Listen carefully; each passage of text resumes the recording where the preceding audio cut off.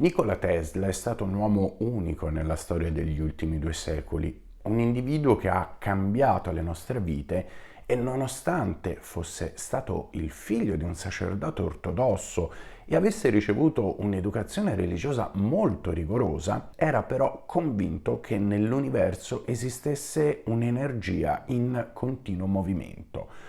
Concetto che espresse ad esempio durante un discorso tenuto nel 1891 all'American Institute of Electrical Engineers, di cui fu anche vicepresidente, descrivendo l'universo come un sistema cinetico colmo di energia prelevabile in qualsiasi suo punto.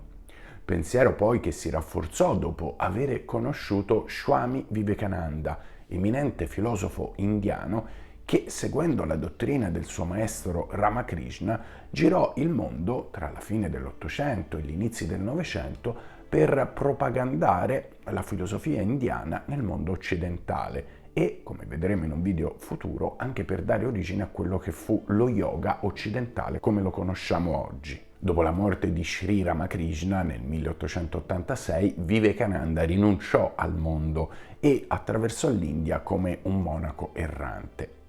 La sua crescente compassione per liberare dal colonialismo il popolo indiano lo spinse a cercare un aiuto materiale dall'Occidente. Accettando l'opportunità di rappresentare l'induismo al Parlamento delle religioni di Chicago nel 1893, Vivekananda ottenne una celebrità immediata negli Stati Uniti.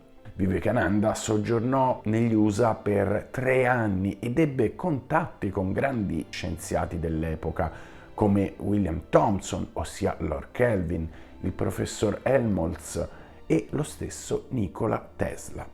La storia vuole che durante una festa organizzata nell'abitazione di Sarah Bernhardt i due si fossero incontrati. Swami Vivekananda scrisse il 13 febbraio 1896: Tesla è stato affascinato dal prana del Vedanta, dalla Kasha e dai Kalpa, che sono a suo avviso le uniche teorie che la scienza moderna può prendere in considerazione. Mr. Tesla pensa di poter dimostrare che matematicamente forza e materia sono riducibili a energia potenziale. Lo vedrò la prossima settimana per assistere a tale dimostrazione matematica. In seguito Vivekananda descrisse Tesla come un uomo che non aveva tempo per mangiare, che era sempre chiuso nel suo laboratorio, preso dai suoi esperimenti e che mai avrebbe disertato le sue lezioni sul Vedanta. Il Vedanta è una tradizione dottrinale basata sul Vedanta Sutra e che per Nikola Tesla, in base a quello che ci dicono anche i suoi stessi scritti, conteneva profonde conoscenze scientifiche. La sapienza custodita negli antichi testi sacri indiani infatti condusse lo scienziato serbo a ricercare la fonte di un'energia libera che aiutasse l'uomo nel suo lavoro, nella sua crescita. Iniziò quindi a usare il sanscrito, parole sanscrite e concetti come akasha, che vuol dire etere, e prana, cioè la forza vitale nel mondo induista. Tesla ebbe anche contatti con William Thomson e Walter Russell. Il primo fu l'ingegnere supervisore nei lavori di posa del cavo transoceanico, occasione che tra l'altro gli fruttò anche il titolo di Lord Kelvin. Thomson invece divenne famoso per avere sviluppato studi sulle analogie tra il calore e l'elettricità, facilitando in seguito il lavoro di Maxwell, tra i primi studiosi a codificare scientificamente la teoria elettromagnetica. Lo stesso Maxwell fu un grande sostenitore delle teorie di Nikola Tesla e testimone che lo stesso scienziato serbo proseguì gli studi della filosofia vedica. In una lettera che inviò nel 1902 a Tesla, Maxwell scrisse: «Non so come ringraziarti per la tua lettera del 10 maggio che ho trovato nella mia cassetta su Lucania e per i libri che mi hai spedito, Il Tempio Sepolto, Il Vangelo di Buddha, I Grandi Iniziati». Abbiamo fatto una bella traversata dell'Atlantico, la più bella che abbia mai fatto. Ho tentato senza successo di trovare qualcosa di definito in relazione alle funzioni dell'etere rispetto al semplice e antico magnetismo. A tal proposito ho dato istruzioni al signor Macmillan di inviarti a Waldorf una copia del mio libro Collection of Separate Papers sull'elettrostatica e il magnetismo. Sarò felice se la accetterai come piccolo segno della mia gratitudine per la tua gentilezza.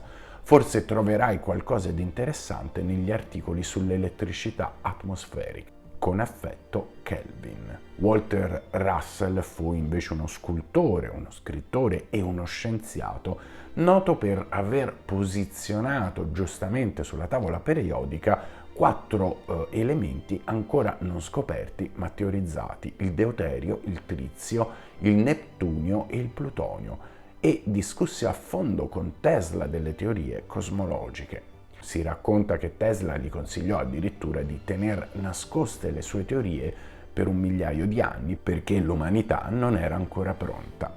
John O'Neill, invece, uno dei più importanti biografi di Tesla, cita un articolo scritto nel 1907 dal titolo Le grandi conquiste dell'uomo. In quest'articolo Tesla affermava: molto tempo fa l'uomo riconobbe che tutta la materia percettibile deriva da una sostanza primaria, senza densità oltre ogni concezione, la quale riempie tutto lo spazio, la cascia o etere, il quale è gestito dal prana che offre la vita, o forza creativa che porta all'esistenza in cicli infiniti tutte le cose e tutti i fenomeni. Tesla inoltre tenne anche un discorso all'Istituto Americano degli Ingegneri Elettrici nel 1891 descrivendo i meccanismi dell'universo che erano contenuti nella teologia vedica.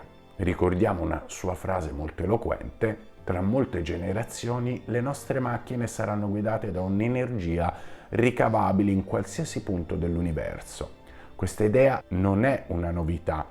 La troviamo nel piacevole mito di Anteo che ricava energia dalla Terra. La troviamo anche nelle speculazioni di uno dei nostri favolosi matematici. L'energia si trova in tutto lo spazio.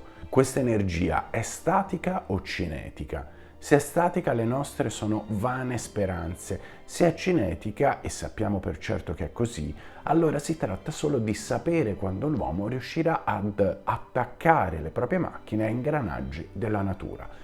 Parole molto eloquenti che Tesla affermò appunto nel 1907.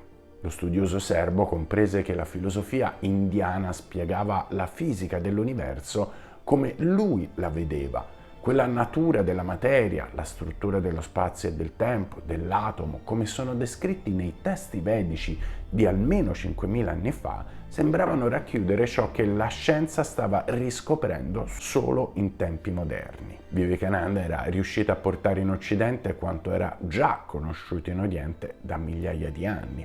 Il principio secondo cui l'essenza divina, da cui emanano tutte le cose, che le sostiene, che le riprende, il grande spirito dei nativi americani, l'assoluto, il Mahat, la mente universale, l'intelligenza cosmica, non sono altro che uno spirito autoesistente.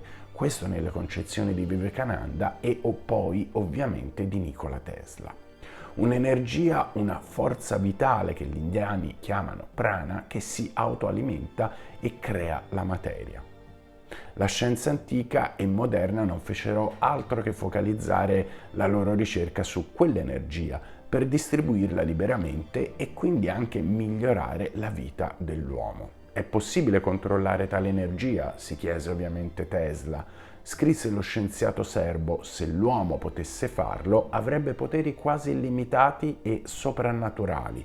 Potrebbe produrre soli, stelle, calore e luce, creare e sviluppare la vita in tutte le sue infinite forme. Tali poteri lo porterebbero accanto al suo creatore, gli farebbero compiere il suo ultimo destino. Tesla affermò anche che disporre di energia libera rivoluzionerebbe lo stato socio-economico dei popoli. Non tutti usufruiscono delle risorse del pianeta, per vari motivi, oltre ai numerosi conflitti in atto in ogni luogo. Dovremmo quindi operare, continua sempre Tesla, in modo da portare al nostro livello lo standard di vita dei paesi non privilegiati, ossia che tutti possano vivere un'esistenza agiata senza che lo spettro delle guerre aleggi sulle loro teste. Considerando che lo standard di vita di una nazione è collegato al suo consumo di energia anche, l'obiettivo di Tesla fu quello di rendere possibile un'energia elettrica disponibile in ogni luogo della Terra e a tutti, in modo da garantire una uguaglianza globale. Sappiamo, fece i suoi studi appunto con le famose